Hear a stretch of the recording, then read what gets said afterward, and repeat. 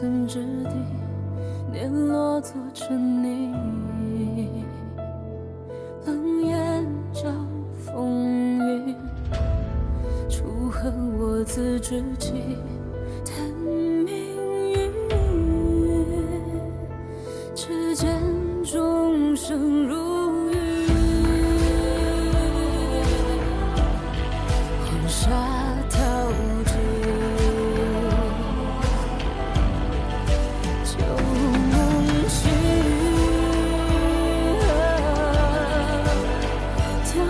剑如纸，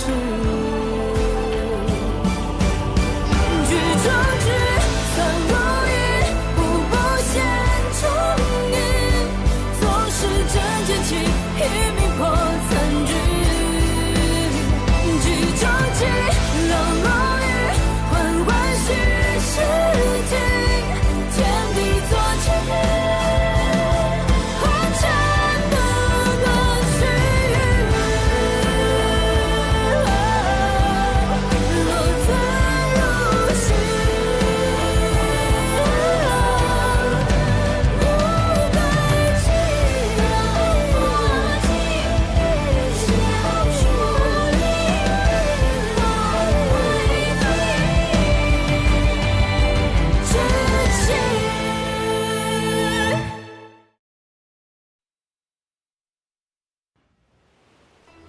还未贺喜你高升呢，邓太傅。忘忧啊忘忧，你何时也学会取笑别人了？我是替你开心，这么多年，总算熬出头了。不过，你真的不担心吗？那个楚昭，你了解他多少，就敢这般帮他，甚至不惜放弃与萧寻的合谋？我帮的并非是楚昭，我帮的。 是自己的锦绣前程。小心偷鸡不成蚀把米。越是看起来简单的棋局，越是暗藏杀机。这可是年少时我们学到的。不会，因为我可进可退。但他明知道萧寻有意毒害小皇帝，还在这种情况下把那孩子当作诱饵，只为除掉萧寻。 这可是一招险棋，死中求活，险中求胜，谁当着皇帝我不在意。只要我还在这高位，就无妨。我输了。太傅，老太太请您用膳了。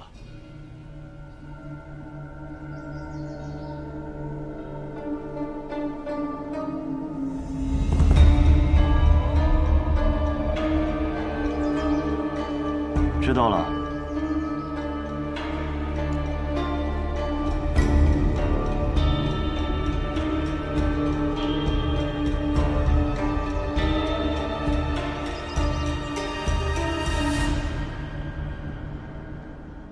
对不起，我不该拿你当诱饵。我曾向先帝起誓护你周全。 如今却让你深知险境，我不配做你的姐姐。姐姐不要这样说，这是我们的计划。你看，现在真的没事啊。姐姐不用难过，我母妃说，这手工编织的长命缕最见心意，每一道绳结都能锁住福气。姐姐能给阿玉亲手做个这个，我很开心。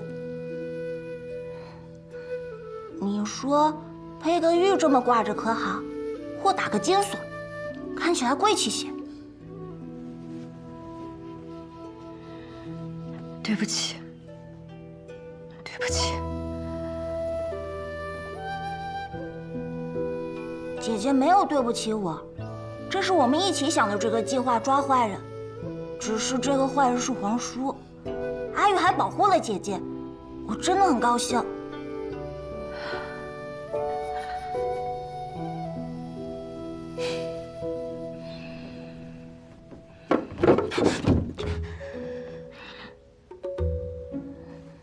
舅舅，你拿什么好吃的给我？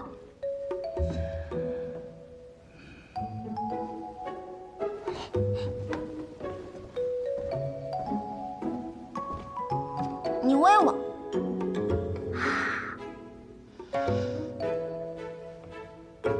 真麻烦。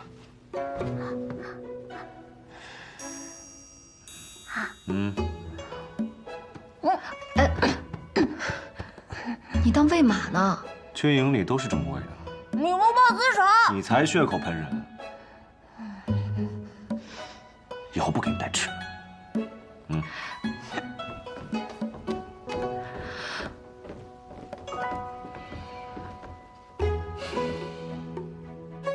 你不是当值吗？怎么还有时间来给阿宇送吃的？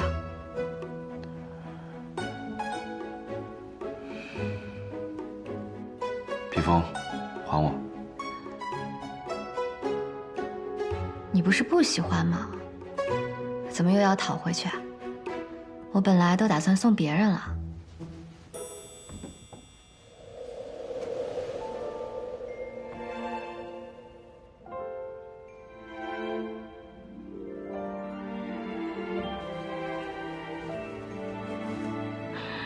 借给你的东西，用完以后，自然要还给我。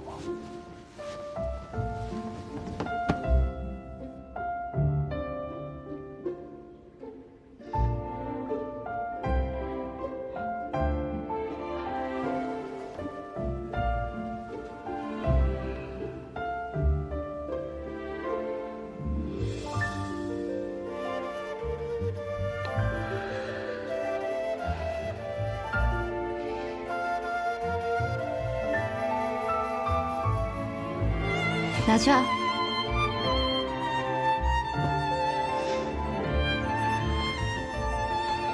舅舅，你们在抢什么？什么叫抢？我只是拿回我自己的东西。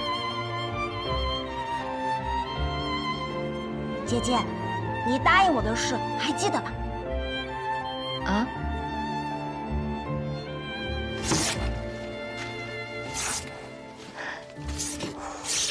好看吧？嗯。天女散花。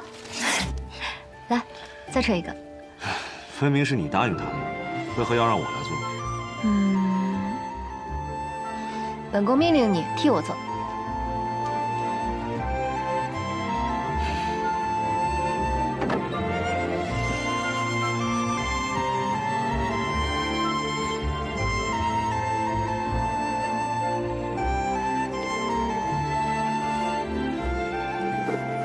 这秋千够不够结实？能坐下我们2个人吧？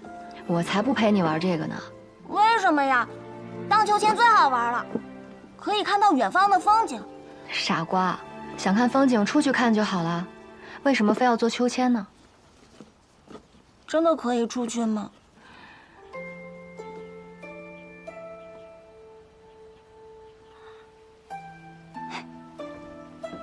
快来，天女散花喽！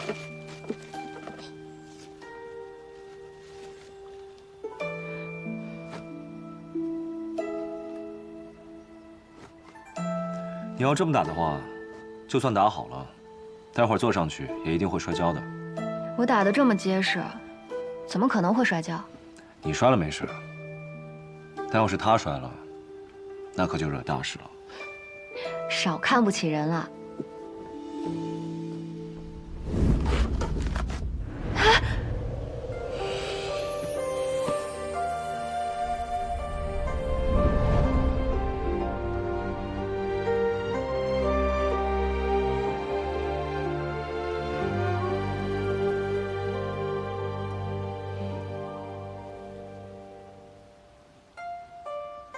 长公主还真是不摔一跤，不信这个邪。怎么可能？我明明绑的是个死结。姐姐，你到底会不会坐秋千啊？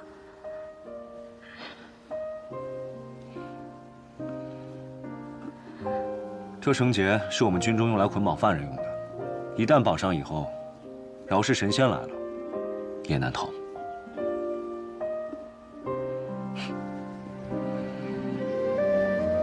来吧。我不敢。姐姐，你来。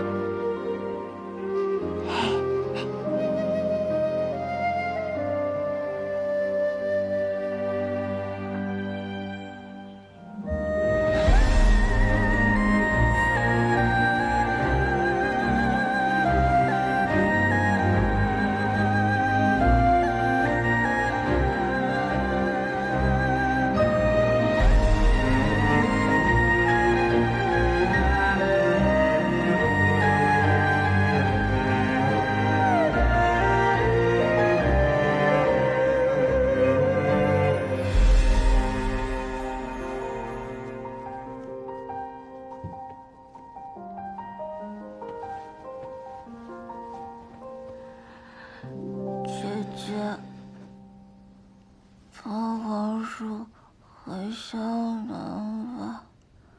阿宇，你说什么？别再逗了。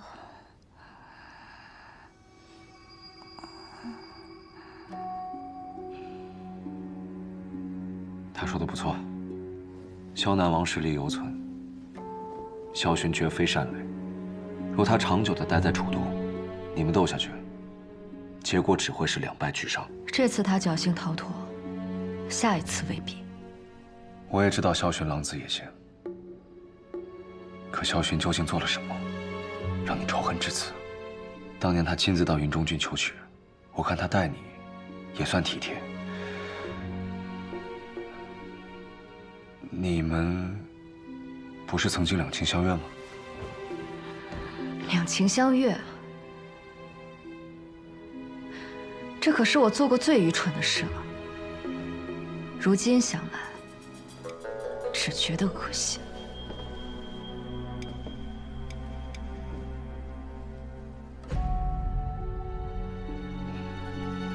你究竟经历了什么？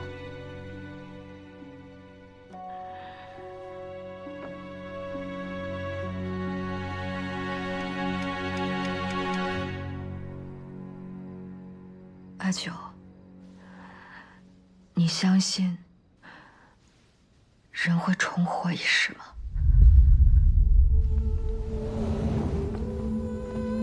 在前世，我如愿嫁给萧薰，当了王后，谁知道却因此害死了父亲和所有亲人，自己也被萧薰活活勒死。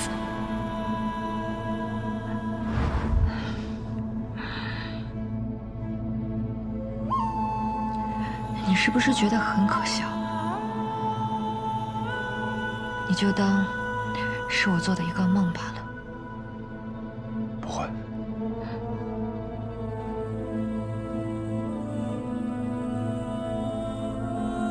这世间万物都有它存在的道理。老头跟我说过，每个人都要为自己的选择承担责任，只要无悔。不过，此番你与萧薰交手，虽然他吃了闷亏，以他的防备之心，逼除去萧薰，并非易事。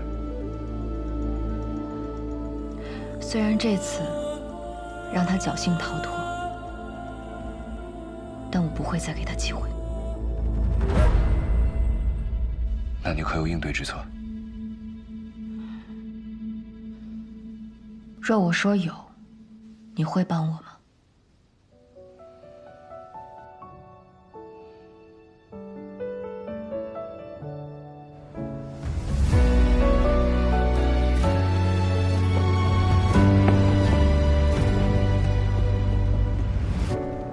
断肠苦枝残手，衔泥沼，凭一身微笑，摘下来的水又悄悄。星河在缝隙间熬，烈焰中咆哮，把寒夜烧出破晓。命运困我于囚牢，也不向深渊低头。求饶，总是有光渺渺，我自桀骜，浮游于渡沧海，不问今朝，不问结局，我一心我道，无需路遥。若我说有，你会帮我？指尖冲破天光一道，让这满身伤痕成为我心的骄傲。宗庙祭祀仪式告一段落，涉案者伏诛，皇城内外皆肃清整顿，还望各位引以为戒，不可再出纰漏。对了，孤今日在想，王叔在京为治7载，甚是酸楚，不如放他回萧南郡去吧。众卿意下如何？启禀陛下，此事不妥，朝中大臣对此也应多有疑虑。谢大人当日口口声声陛下圣明，眼下却要质疑陛下的决定。太傅此言差矣，本官多加思虑，质子在楚都，本是先帝遗愿，况且萧巡在楚都，尚可制约其父，若放其归去，恐生变数。谢大人所言虽有道理，可世子在京中多有磨难，若因此惹得萧南王心生不满，反不利于朝堂的稳定。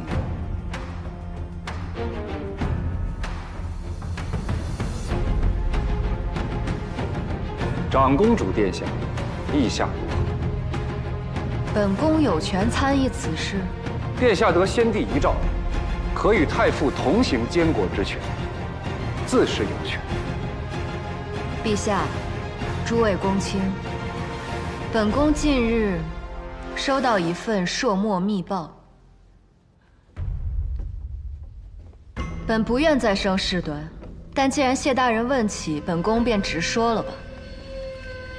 朔漠边境近日异动频繁，恐有大军集结迹象，而京中近日亦发生多起可疑事件，街市上不明身份之人流窜，暗中聚众，行迹可疑。殿下，可否借密报一观？不可，因为兹事体大，本宫需要先确认此封密报真假，以免伤及无辜。倘若消息为真，又当如何？那萧南王世子就绝不能离开楚都。萧南郡毗邻朔漠，若二者勾结，陛下登基，萧南王也未曾来贺，难保不是早有异心。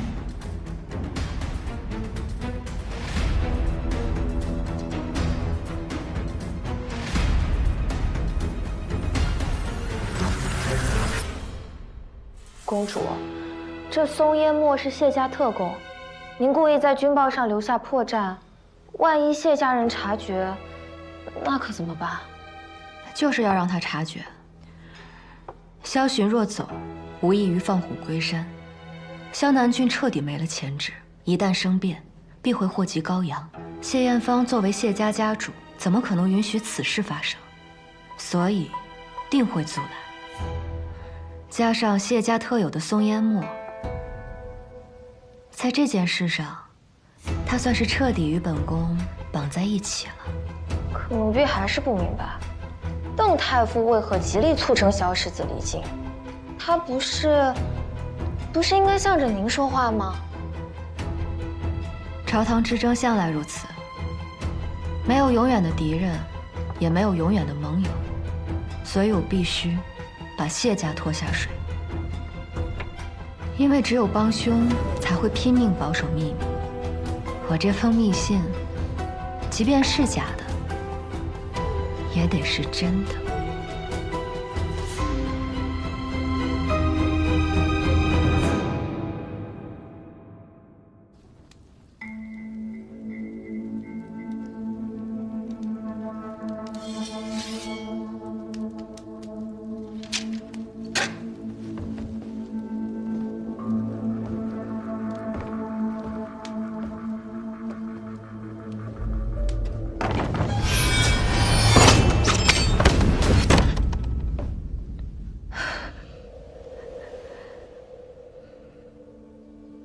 这招探流云，本宫学得不好，待本宫回去再练练。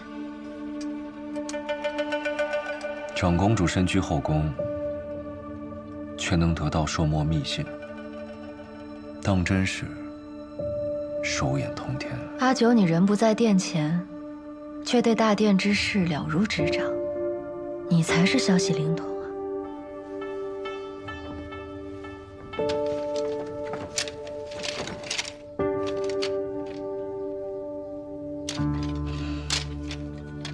你想要拖谢家下水，你你可知道这样做的后果有多危险？楚昭，没有人可以在谢三的眼皮子底下耍小聪明，你也不例外。可我就想当例外。可若是他反手揭穿你伪造的密信，还栽赃给了谢家，你有没有想过该怎么办？还是靠那个乳臭未干的小子再救你一命吗？那我就说，莫是你给我的，看看你的三哥会不会放弃他的好弟弟。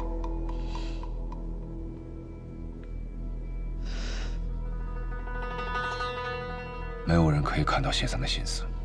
阿九，你会帮我的，对吧？你在边郡战场多年，一定知道朔漠士兵的外貌特征和装扮习惯，能不能告诉我？原来你早已经计划好了。好一出姜太公钓鱼啊！故意用密信，想留萧玄在楚都，以萧玄的多疑，必会认为这是个陷阱，反而加速他的私逃计划。我派出去盯梢的探子回来说，楚昭派人暗中在返回萧南郡的沿途上埋了军械，想必一到交界之处，便会有假扮的朔漠士兵前来接应。一旦萧玄出逃，就会立即以勾结外敌、武装叛逃的名义把他射杀。太傅，萧玄一死，你的后路可就断了。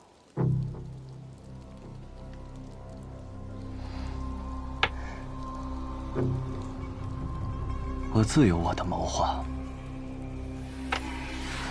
若是萧玄逃脱，就沿途散布萧南王质子引朔漠兵入境的谣言，将其视为叛国者，格杀勿论。如若没有横生枝节的话，不会有枝节。就算有，我也会剪掉。用一个真相造的假，才最让人无可辩驳。没有人比重活一世的我更清楚，萧南王父子就是勾结了朔漠。世子，如何？楚昭确有一封密报，是说世子与老王爷囤积私兵，勾结朔漠。他到底是从何处知道这些事情呢？过往这些时日，我处处小心提防，他绝对不可能探听到任何与朔漠有关的消息。此女狡诈，或许是用假象蒙蔽了世子，让您放松了警惕。绝无可能。我若按兵不动，凭楚昭手上的那封密报，他们便可公开问斩我。我若出逃，便坐实了叛国的罪名，死于乱军之中。无论我们选择走哪条路，主动权都牢牢地掌握在他的手中。难道我们多年筹谋，真的就这样功亏一篑了？那日朝堂之上，占了上风的分明是我们，怎会形势如此逆转？到底是何处错了？往日之事，多说无益。但眼下，或许我们还有第三条路可以走。还没查到吗？太傅息怒，已经派人3个人去找了。找到了，老夫人回来了，是长公主殿下把老夫人送回来的。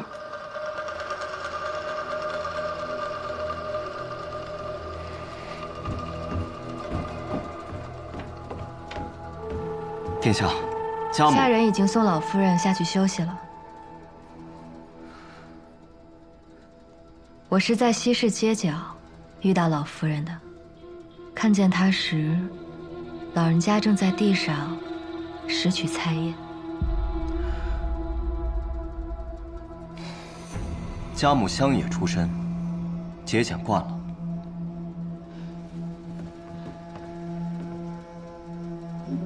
挨过饿的人，才会珍惜每一份粮食。就如同诗人兼爱财帛，这本也是人之常情。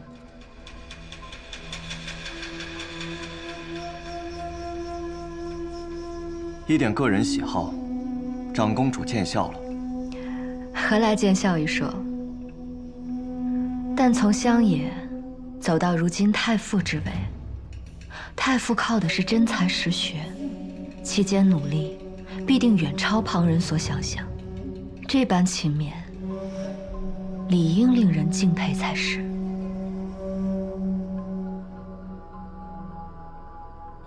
这是丝线编织的长命缕，每一个结都能锁住福气。长公主深夜前来，不会就只是为了送我这长命缕吧？不知我能不能用这么多的福气，来和太傅换一样东西？哦，何物？萧寻的命。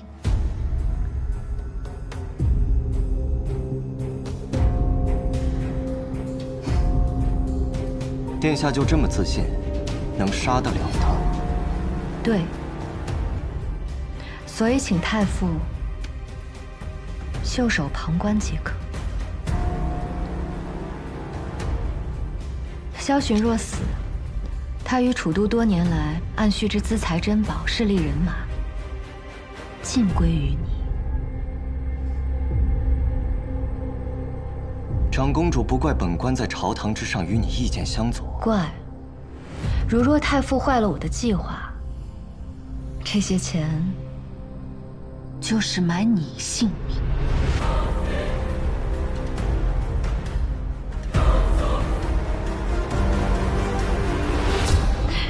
说笑而已，太傅放心。所以太傅还没告诉本宫你的答案。金银易得，知己难求啊。成交。本宫言出必行，也望太傅勿出尔反尔。一定。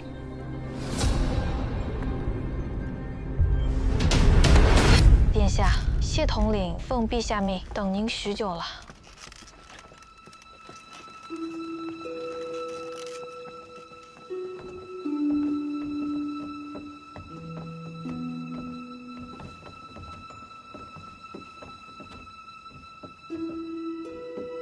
在等我。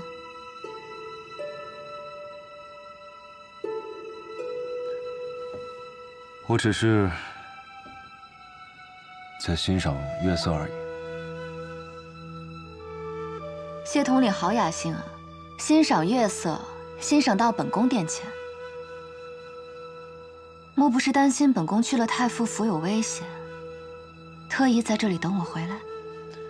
天下这七无宫，月色可真是冷清了。冷月照孤尘，正合我意。我是奉陛下命前来的。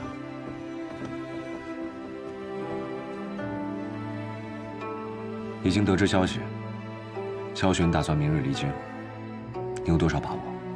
他会和你的计划一样走官道？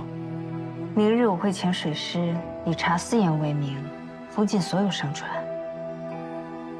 一旦码头无路，萧寻势必只能走官道。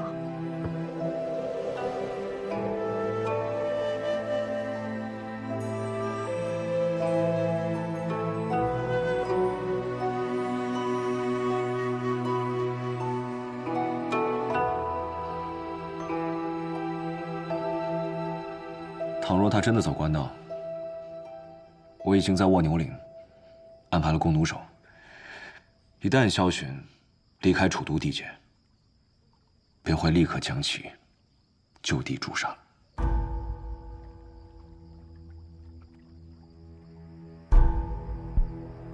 明日绝不容有失。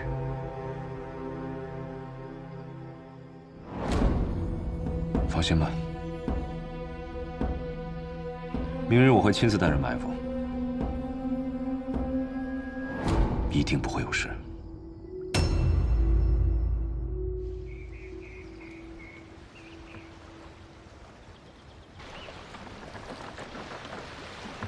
阿昭啊，我不知道你为何要这么对我，但是这一次，你终究还是没能困住我。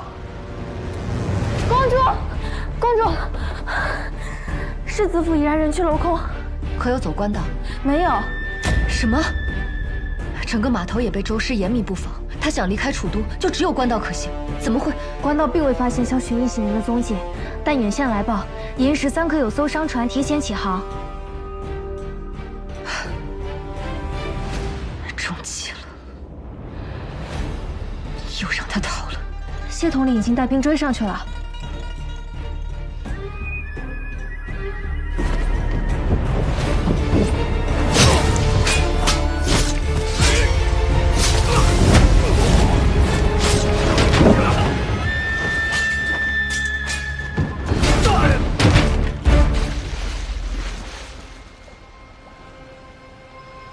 谢燕来，我应允了长公主，不会让你活着回去。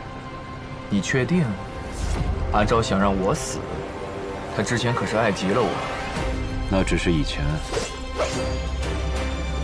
现在他让我杀了你。之前忘记问你，当年魏家村唯一幸存的小男孩阿祥，他有来找你报仇吗？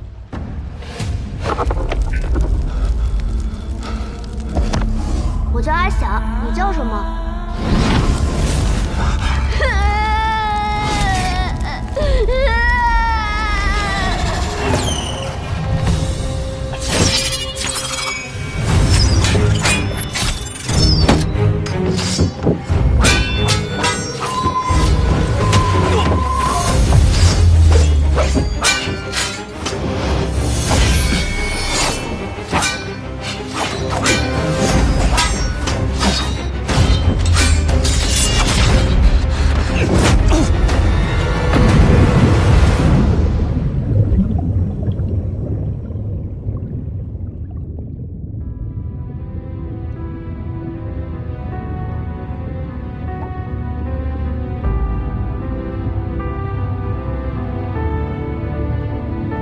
阿祥，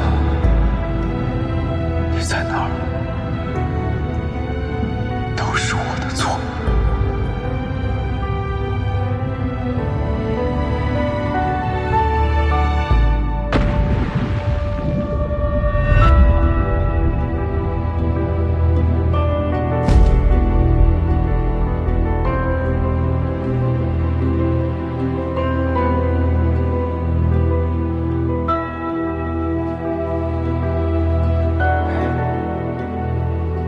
谢统领伤势严重，万幸救治及时。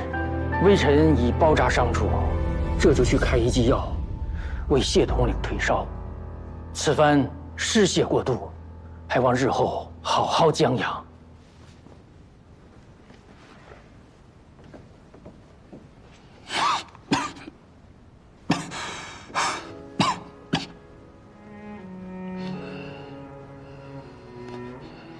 长公主，收到线报，萧寻已经逃往萧南郡了。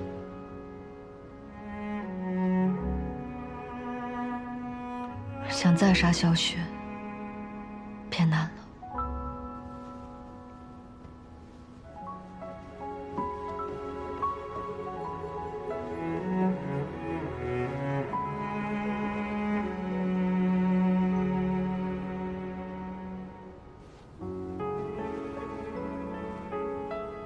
我以为我算无一策，却不料还是棋差一招。此番是我连累了你，你还说你欠我，现在是我欠了你。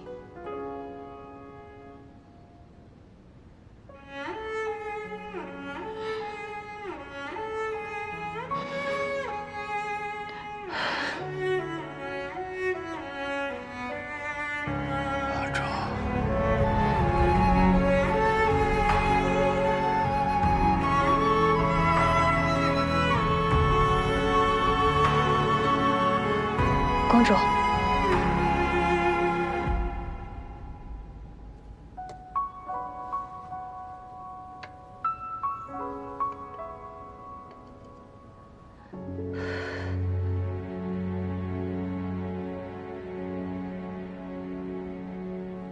我让你查的人，查到了没有？方度，邓毅的门生，去年刚调任州级司马，萧巡的船就是拿着他给的文书从码头放行的。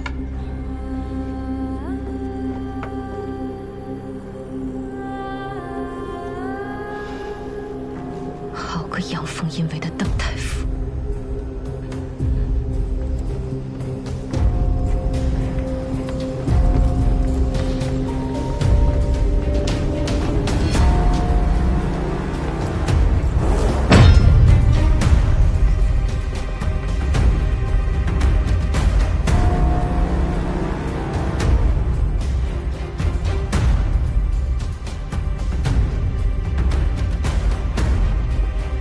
殿下夜闯臣府，不知所谓何事？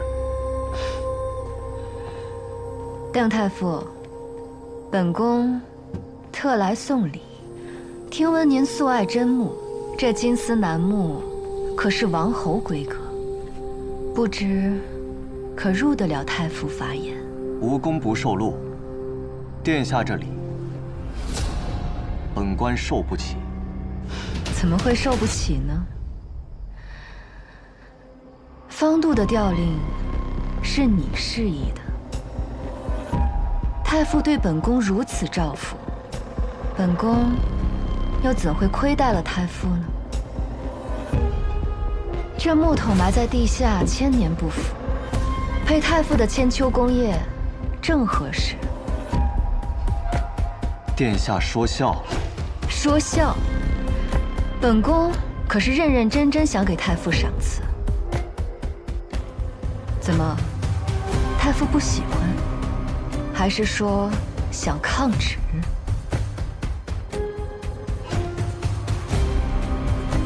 喜欢。太傅既喜欢，那就好好收着，就摆在这院中，让太傅日日都可瞻仰。没有我的命令，不可撤走。臣谢殿下恩典。太傅客气了，毕竟我们来日方长。太傅若是嫌那长命旅太长，我可以给你送个短的。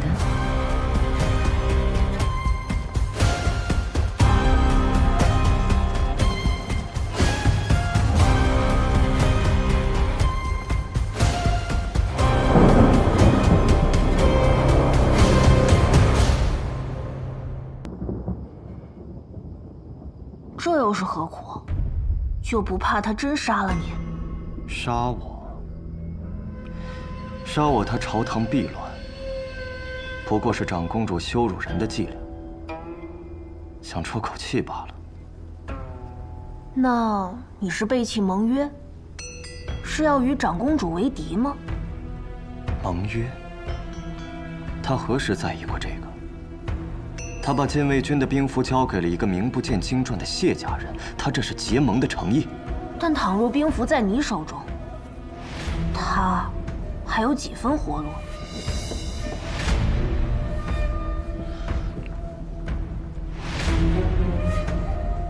萧玄不能死，至少现在不能。为何？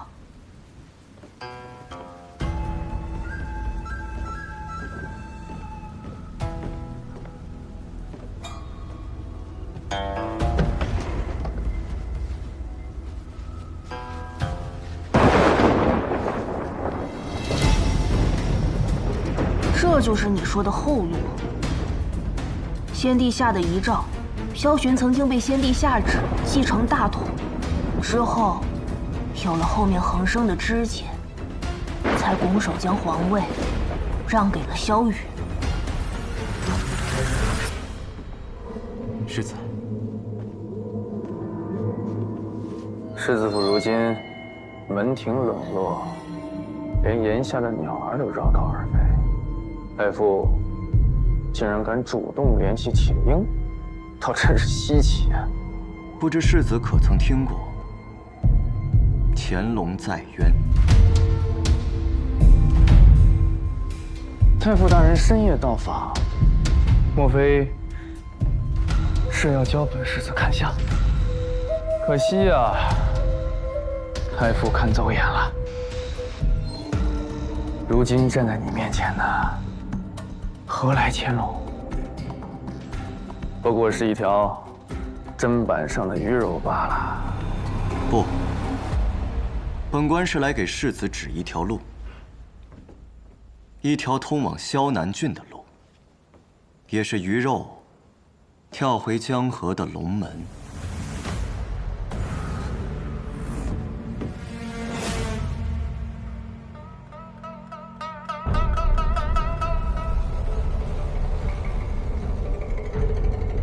为何要帮我？纵观历代朝堂翻云覆雨，诡谲莫测，我不敢把全副身家都压在一处。从前是，现在也是。帮你，是因为我有更值得下注的底牌。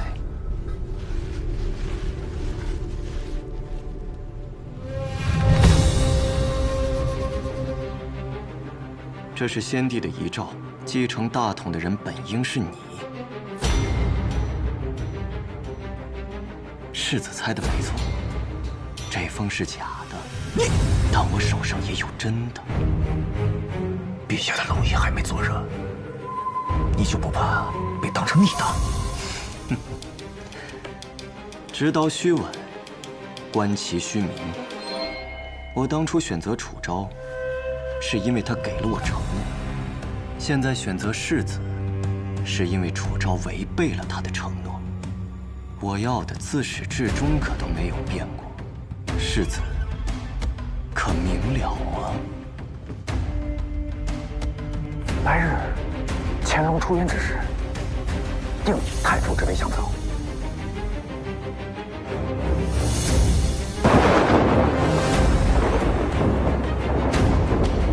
太傅，有客到。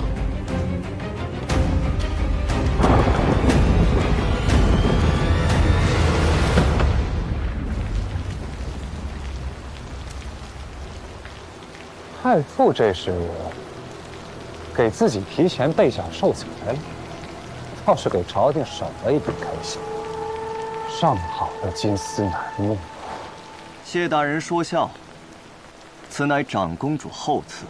我听闻，先帝讨伐前朝，那亡国之君用的就是这上等的木材，自焚殉国了。哦，我失言了。谢大人，到底有何贵干？今日冒昧前来，是有件事，想跟太傅请教一下。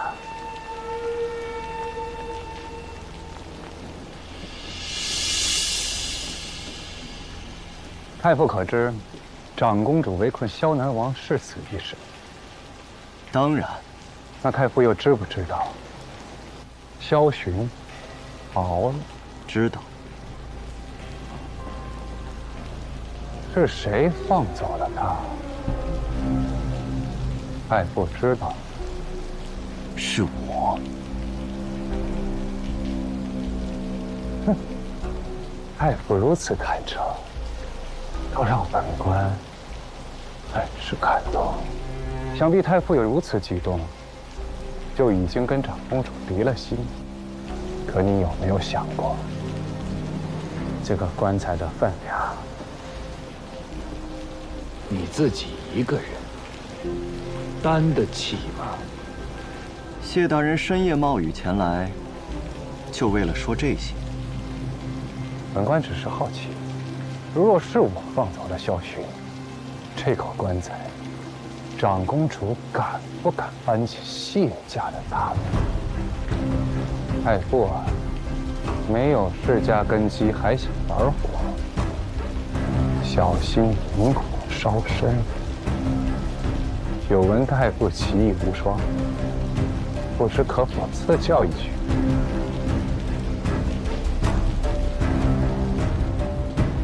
却之不恭。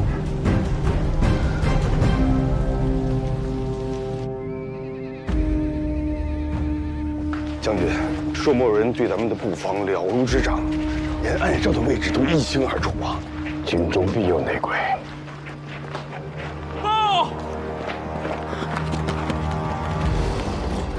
报！京中急讯，长公主殿下遭重臣弹劾，萧南王世子连夜潜逃，禁卫军统领傅炯受伤。华景伤势严重吗？据闻太医院会诊后已无性命之忧。阿昭可安好？殿下无恙。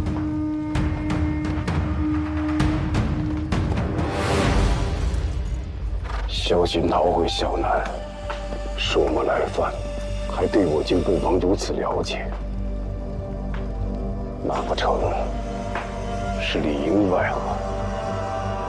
传令，第3营移防琅琊谷，第5营埋伏鹰嘴崖，按预案调整防线，让伏兵就位，等朔漠人上钩。是。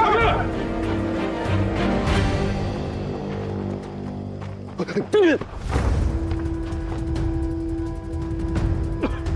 将军，你是得的什么病症啊？怎么会一日比一日严重，竟然连吃药都毫无作用啊？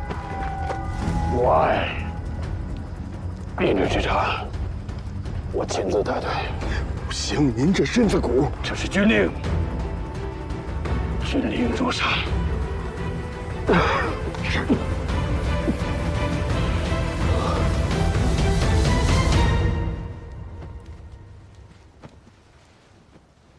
公主，谢统领如今在宫中养伤已有3日。虽说您是郑国长公主，旁人无权智慧，但毕竟男女有别，外头的风言风语怕是要起来了。自我进了这皇城，风言风语又何时少过？御史台恨不得把牝鸡司晨这4个字刻在我脑门上。再说了，如今他伤及肺腑，交给别人，万一出个好歹，我不放心。公主可是对谢统领，所以才不愿意嫁给萧世子的吗？你跟了我这么久，就是这么想我的？没有没有，奴婢童言无忌，童言无忌。公主别生气。这宫里的每一根丝线，我都要攥紧。可它不仅仅是根丝线，它不一样。怎么不一样？我利用了他，可我又比所有人都更信任他。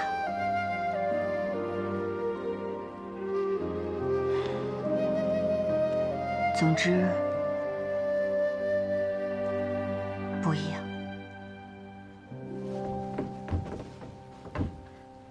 殿下，边关急报，朔漠突袭云中郡。不对，我那是封假军报，怎么可能真的发生？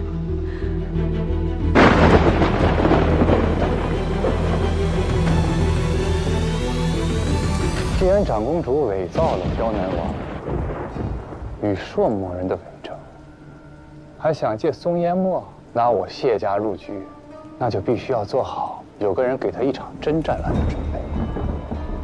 博弈岂能不留后手？谢大人看着斯文，齐风倒是凶悍。太傅谬赞了。本官只是不喜欢浪费时间。可是谢大人，这下棋最重要的还是耐心呢。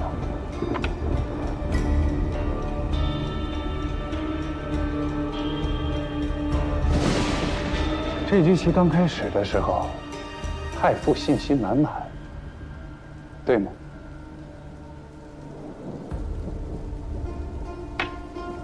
可如今你再看，局势变了。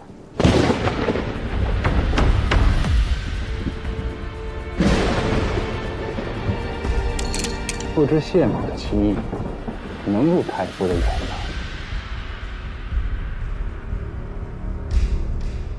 谢大人棋艺高超，自是不凡。那就好。既然太傅喜欢看棋，不如谢某多摆几盘。只不过这棋局塞得太满，当心看不清自己的活路。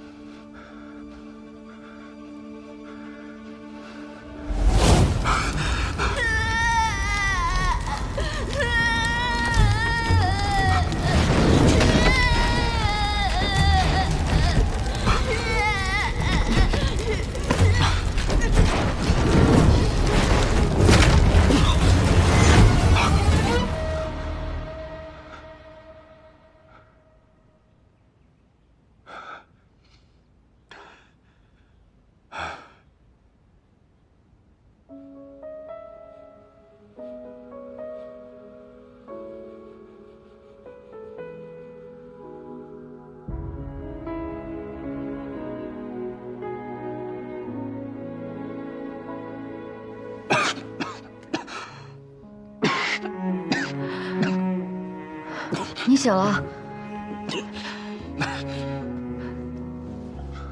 可有哪里不舒服？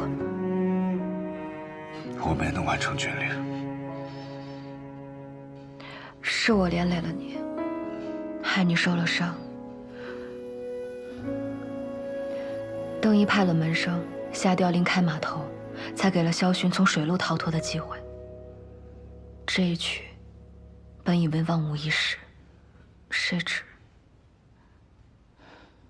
朝堂这盘棋本就不是那么容易下的。权力本该如此。说吧，你想我怎么还这份情？我可以满足你一个心愿。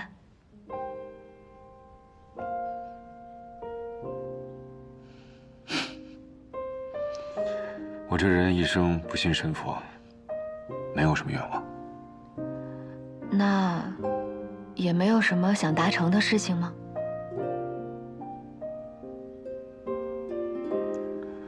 没有。好吧，那就先暂记在我这里，等你想好了想要什么，再来同我取。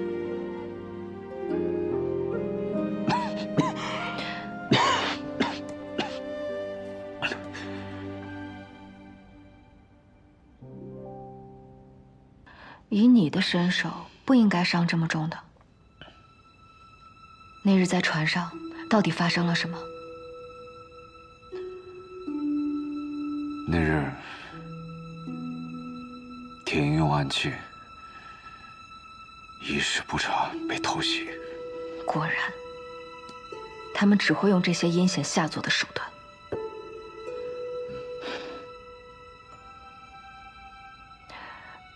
我昨夜看你梦魇，好像有什么心事。不是你说的吗？每个人心里都有自己的秘密。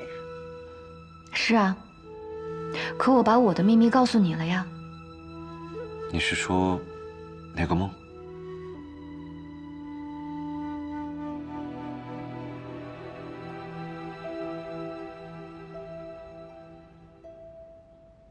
好吧。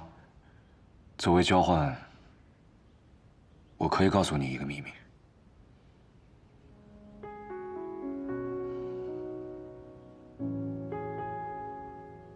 其实，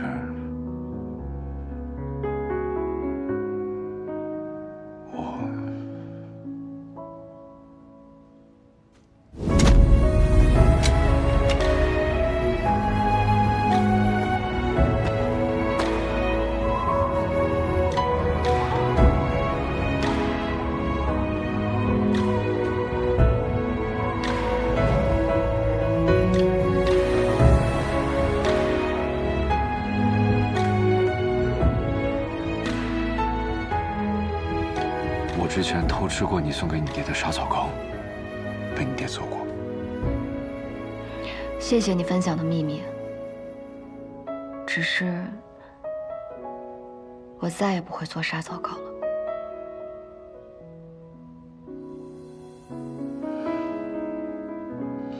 无妨，反正我也不爱吃那些糕点。哦，我本来还想给阿九你做个别的吃食呢。好啊。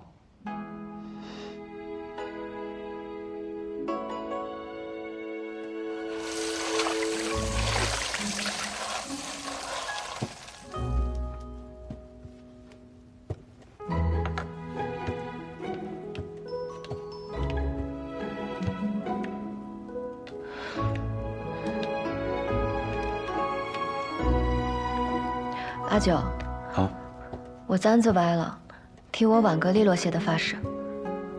哦。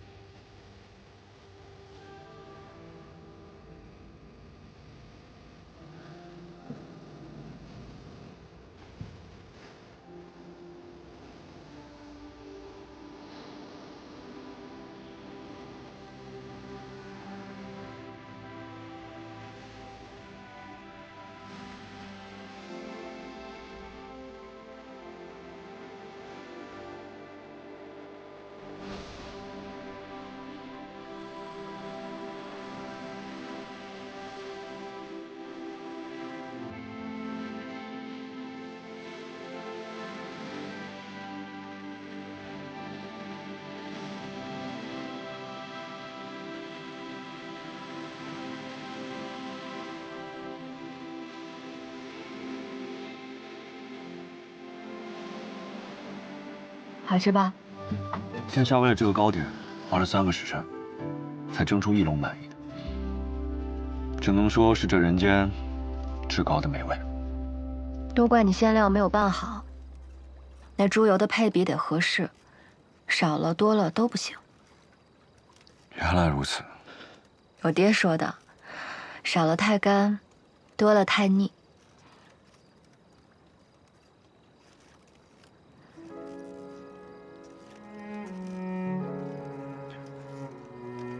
是我自己的问题。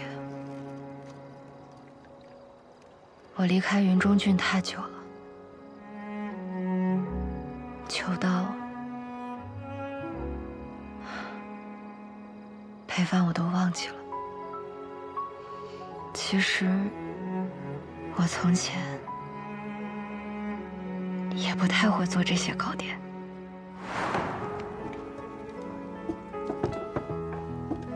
阿爹，你看，我学会了，阿昭学会做沙枣糕了。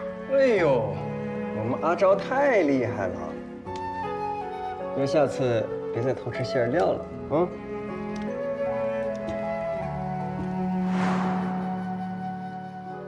阿爹不用吓唬我，我就是想念娘亲了。我没机会承欢于他膝下，但我就想去看看，看看他看过的风物，走走他走过的青石巷陌。我娘亲若是还活着，定然不会希望我做一个只会关税的女娘。她绝不会像你这般自大，她定然会在乎我的心。是，你是从无败绩的大楚战神，是万人敬仰的魏将军。你忙着忽悠你的边关百姓，忙着树立你的赫赫威名，你忙到根本无暇关心一句你的女儿究竟想要什么。想念一个人，不是一件丢脸的事。想家也不是。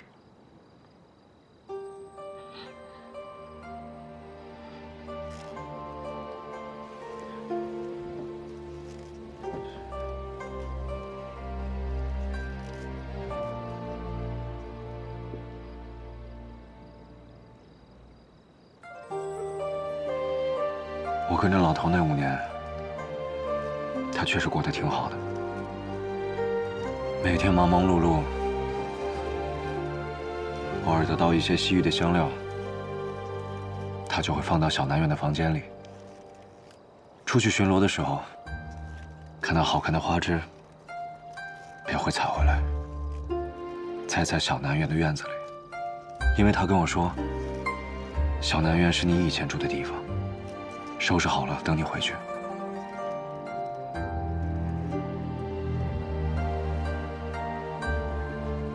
楚昭，其实老头他没有责怪你的离开，他只是想知道你在外面过得好不好。他只是很思念你，但是这一切你可以不用回应。也没有关系，因为这都是他自己的事，所以你无需自责，因为根本就没有人需要被原谅。其实，我也很想念我阿爹，还有大漠的一切。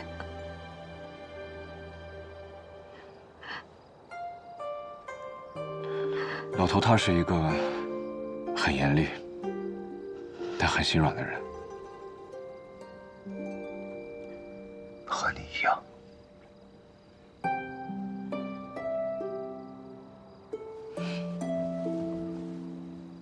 老头第一次带我去沙漠的胡杨林，他说那里的每一根枯枝都在拼了命地活着，这才有了1000年的风景。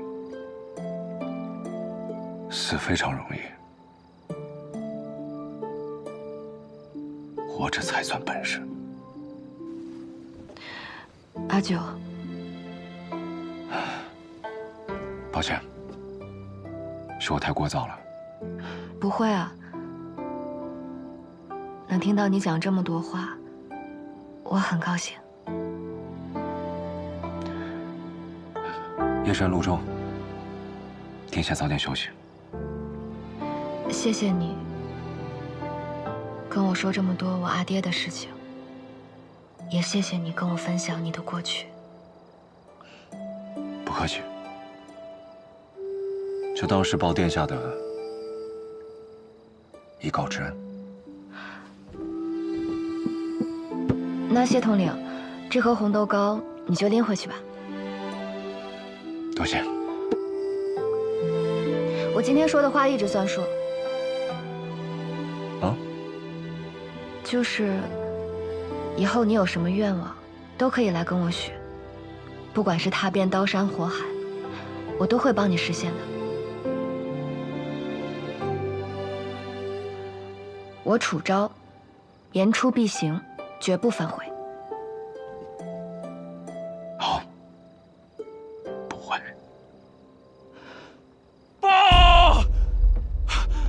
报！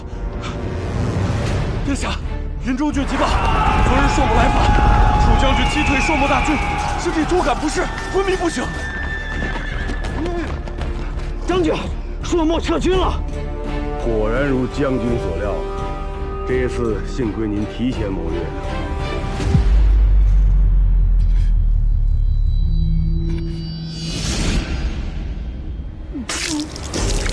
将军。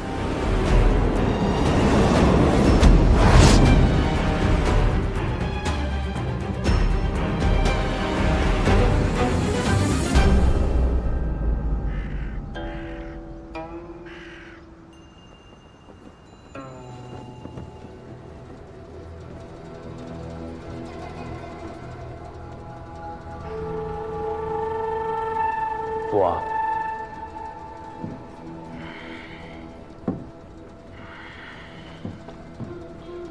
你受伤了？父王有所不知，楚灵的女儿要将我赶尽杀绝啊！楚灵的女儿，那个不想做世子妃，只想做长公主的。新帝即位，朝中动荡，我们与云中互相制衡。高阳谢氏虎视眈眈，他竟先清除了我们楚都的私兵，又借着你的事在朝中立威。此等手段，真的是高啊！此番朝堂变故，楚都正值多事之秋，或许我们单道玄威啊，皆在这文武火候。昔者轩辕注鼎，77日而龙吟现；燕齐练功，99夜而丹霞凝，皆在这后之一字。九转未成，你岂敢齐鼎啊？我儿一路鞍马劳顿，暂且歇息吧。是。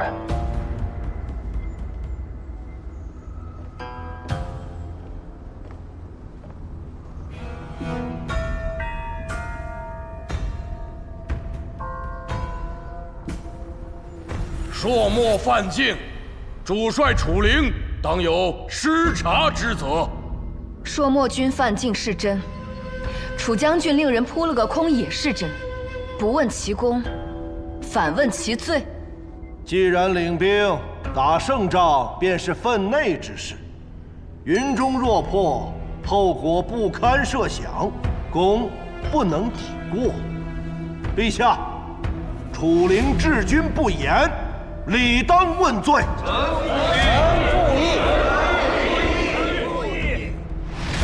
郎中令大人忧国之心可嘉，但本宫倒想问问，萧寻前脚逃回萧南郡，朔漠后脚便突袭，这般巧合，难道是有人里应外合？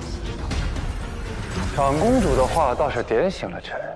臣记得当日是太傅力主赦免萧寻，口口声声抚藩王之心，现在看来，这心抚的真是时候。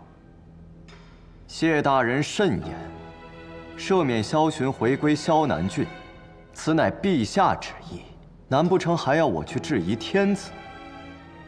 倒是谢大人，听说您打算将世子府据为己有。世子府行胜之地，四通八达，与其闲置，不如物尽其用。陛下体恤，赐予了臣，怎么？太傅也想要啊？够了，朔漠犯境，当务之急是稳定军心。至于内患，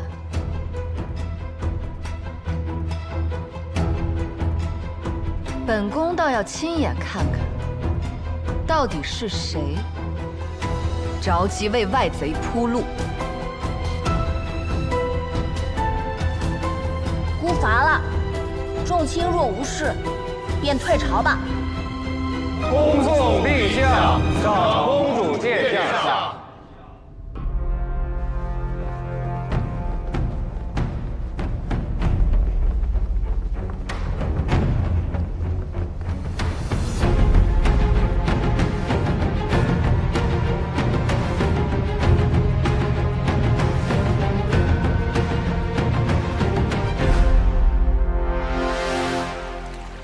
好你个谢家三公子啊，竟然敢把其下到明面上！这谢艳芳既然能向您直言送长公主一场真战乱，就说明她有恃无恐，知道我们没有证据，不能奈何她半分。是啊，她既然敢说出口，就证明她已经留了后手了。哪怕现在我们叫人去查，也查不到任何线索。谢艳芳身边如铁桶一般，但百密总有一疏，不如我们先试着从高阳老家下手。谢艳芳进京时，早已把谢氏子弟全部带在身边，如今高阳老宅剩下的几个管事的，不堪大用。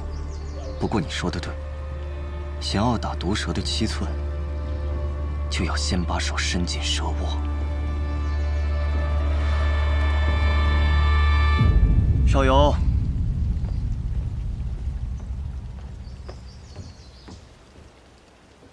即刻着人去高阳。是。谢大人，这盘棋你可得好好下呀。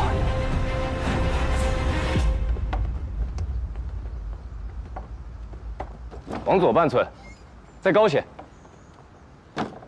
好，下来吧。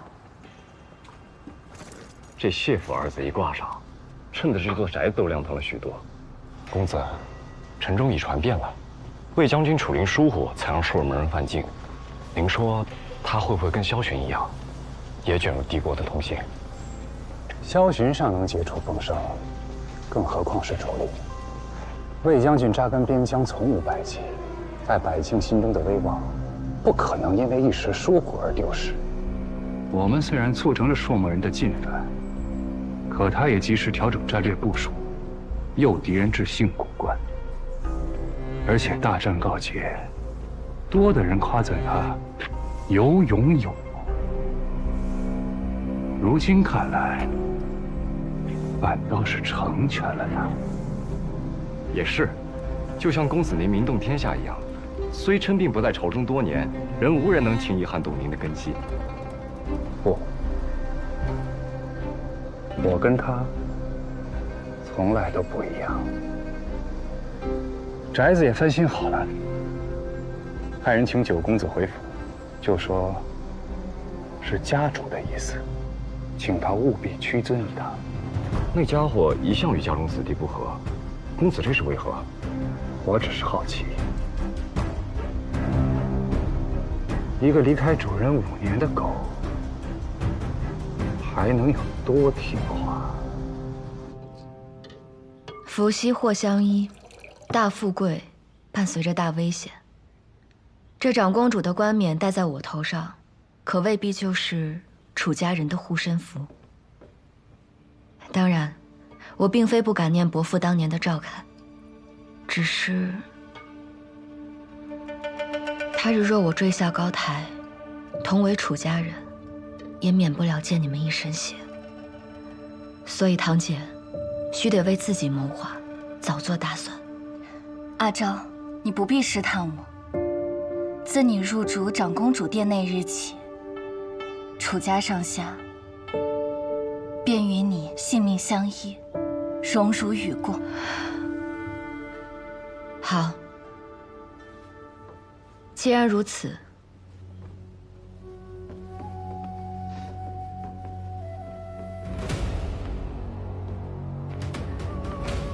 那从今往后，我在明处周旋，你在暗处经营。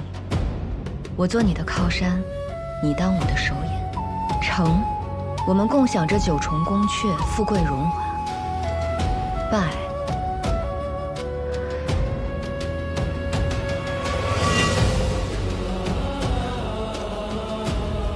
愿为阿昭耳目手足。那请阿姐记住今日所言，这杯茶可没有回头路。